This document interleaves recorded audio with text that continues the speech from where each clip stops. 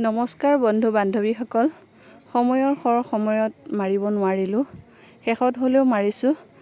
ভিডিঅ'টো চালে কিহৰ কাৰণে এই কথাষাৰ ক'লো নিশ্চয় গম পাব বলক তেতিয়াহ'লে ভিডিঅ'টো এয়া দেখিছা ইমান ধুনীয়া ধুনীয়া মাইনা কিজনী আমাৰ গাঁৱৰ হয় এয়া দেখিছানে নাই এজনী কোন হয় তোমাৰ এই কোন আছিলে এজনী সেই কিয় ন ঠিক আছে পানী তুলিবা ন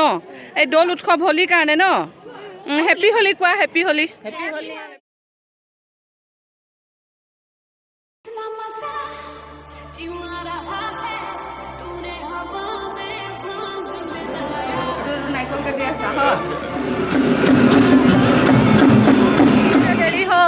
তিনিজনী এইগৰাকী আমাৰ লেংচা কালৰ বান্ধৱী কালি লগ পালোঁ উঠাম বুলি ভাবিছিলোঁ নোৱাৰিলোঁ আজি উঠালোঁ এতিয়া পানী তুলিবলৈ অঁ আমাৰ এগৰাকী নাচা দুষ্টাৰ আজি নাচিব উঠাম আৰু মই দেখিব গাইজ মই নাচিলে উঠাবি তই হা আৰু এইগৰাকী আমাৰ এয়া নাচিলে উঠাবি হা ভিডিঅ' কৰিবি হা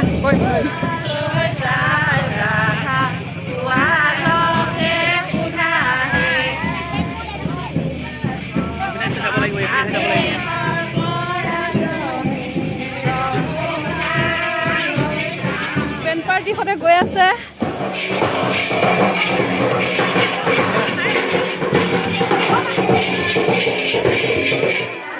নামঘৰত দৌল উৎসৱত এয়া পানী তুলি আহিলোঁ এয়া দেখিছে আয়তীসকল পাই গ'লোহি এতিয়া খাই গা ধোৱা কাৰ্যসূচী হ'ব এয়া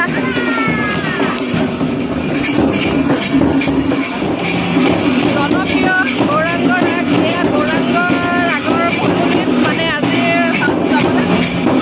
মানে দৌল উৎসৱ পাতিছে তাকে লৈ মানে পূৰা ব্যস্ত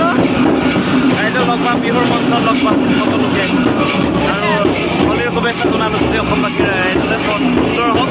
আৰু হোলীৰ ৰঙৰ দৰে ৰঙীন হওক সকলোৰে জীৱন থেংক ইউ